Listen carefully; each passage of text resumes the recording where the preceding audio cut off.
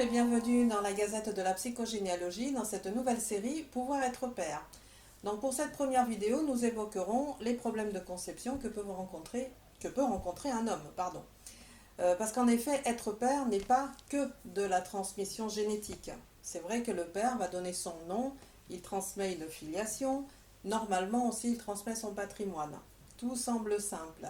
Eh bien, pas tellement. Donc examinons un petit peu la question de Guillaume. Guillaume de Lisbonne qui nous écrit « Je n'arrive pas à concevoir un enfant. Pourquoi ? Alors que d'après les tests médicaux, je n'ai aucun problème de fécondité. » Donc effectivement, Guillaume, j'aurais envie de vous répondre que vous pouvez être en présence de une, deux ou trois mémoires dans votre arbre familial qui seraient les suivantes. Donc la première, des mémoires de femmes mortes en couche. Bon, vous le savez qu'autrefois l'obstétrique n'est pas ce qu'elle est aujourd'hui et les femmes malheureusement mouraient très souvent pendant leur accouchement ou alors des suites de leur accouchement. Que se passait-il? C'est que les maris culpabilisaient d'avoir tué leur femme. Pourquoi?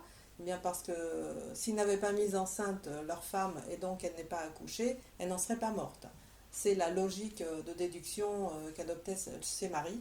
Et du coup, ça va donner plusieurs hommes comme ça dans l'arbre qui vont voir mourir malheureusement leur femme lors d'un accouchement. Il va en découler dans la descendance mâle de ces hommes, et bien des hommes qui vont avoir des problèmes avec leur fertilité, leur fécondité, comme il peut y avoir aussi une autre branche d'hommes qui seront plutôt suicidaires. Voilà, bon, ça on y reviendra tout à l'heure. Après, vous pouvez avoir une autre mémoire de mère tyrannique. Vous savez ce que l'on appelle communément le modèle de mère juive, entre guillemets. Cette mère juive qui va empêcher que son fils se reproduise. Elle n'aimera pas que son fils grandisse et qu'il devienne un homme.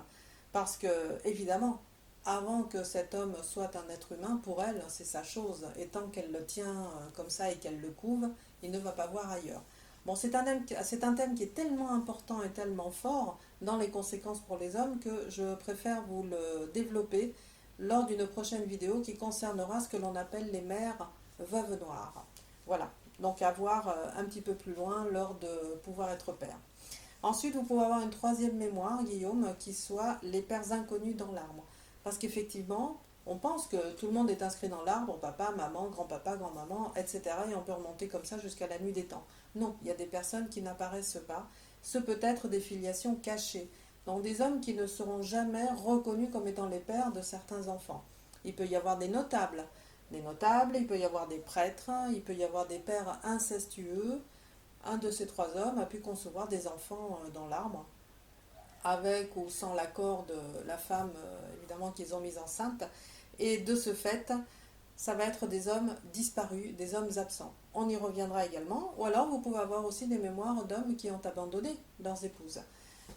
Vous le savez, je l'évoquais dans une vidéo de Pouvoir être mère, autrefois avant que le divorce n'existe. Ça n'empêcha pas les mésententes dans les couples. Donc les hommes abandonnaient leurs femmes, c'était la seule solution qu'ils trouvaient pour pouvoir se séparer. Aujourd'hui, on constate que les descendants hommes de ces hommes qui ont abandonné leurs femmes disent « je me sens perdu ». Je me sens perdu, on en comprend la tonalité de détresse, mais c'est surtout que nous, les psychogénéalogistes, on l'entend, le père du, comme ça s'écrit à l'écran. En fait, vous le voyez s'afficher. Donc c'est que on doit un père à cet homme parce qu'il ne l'a pas connu ou alors parce qu'il y a une mémoire d'homme qui a disparu en tant que père. Voilà, donc Guillaume, vous pouvez être en présence d'une, deux ou trois de ces mémoires que j'ai évoquées et qui vous empêchent de faire un enfant. Évidemment, je parle toujours de faire un enfant, cet empêchement de faire un enfant, mais dans un contexte aussi où tous les tests médicaux n'ont rien donné, où pour le système médical, il n'y a aucun problème avéré. Tout semble normal et pour autant, on n'arrive pas à féconder un enfant. Alors, quelles conséquences pourrait-il y avoir de ces mémoires que je vous ai évoquées pour le descendant qui a un désir d'enfant aujourd'hui? Donc, on l'a vu, une impossibilité d'avoir un enfant naturellement, parce que c'est une mémoire de fécondité bloquée. Mais vous pouvez avoir aussi d'autres conséquences, comme par exemple la recherche inconsciente de la femme qui présentera les critères principaux de mère. Donc ça sera le principal étalonnage pour cet homme dans la recherche d'une femme. Après, cet homme peut aussi présenter des difficultés dans sa créativité, ou alors il le sera beaucoup trop, il va basculer dans l'extrême. Il n'y aura pas de juste milieu.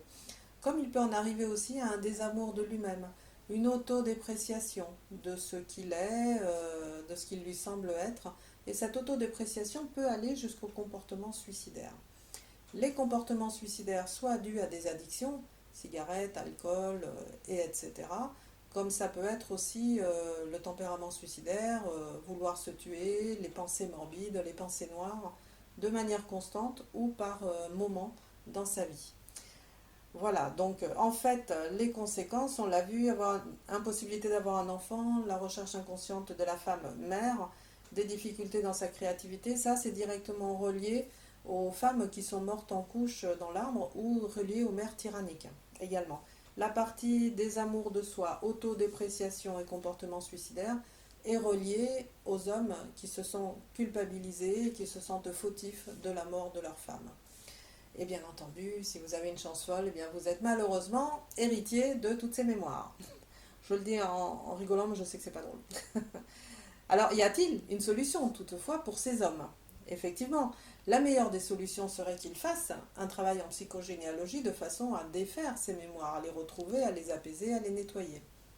Et de ce fait, redevenir autorisable par l'arbre familial à devenir père.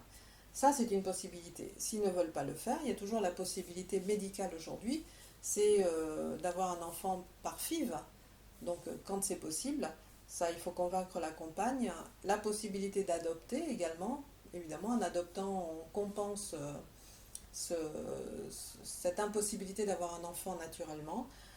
Comme l'homme peut aussi développer, avoir une vocation pour un métier qui soit en contact avec les enfants. Donc les métiers d'enseignant, de pédiatre, de moniteur, animateur de centres de loisirs, voilà, tous ces métiers qui sont en relation avec les enfants et qu'ils vont vraiment faire avec joie. Voilà, bien nous avons vu, évidemment, c'est un thème qui pourra vous faire produire tout un tas d'idées dont je suis preneuse, hein, vous pouvez m'écrire. Sachant que le prochain thème sera de la Gazette comment et pourquoi devient-on un père absent, parce que c'est pas le tout de faire un enfant, c'est qu'il faut aussi l'élever. De quelle manière l'élève-t-on? C'est ce que nous verrons la prochaine fois. Et d'ailleurs, je profite un petit moment de cette vidéo pour vous annoncer, vraiment j'ai le plaisir de vous annoncer. C'est une prochaine série qui va débuter très bientôt et qui s'appelle Raconte-moi une histoire de la psychogénéalogie.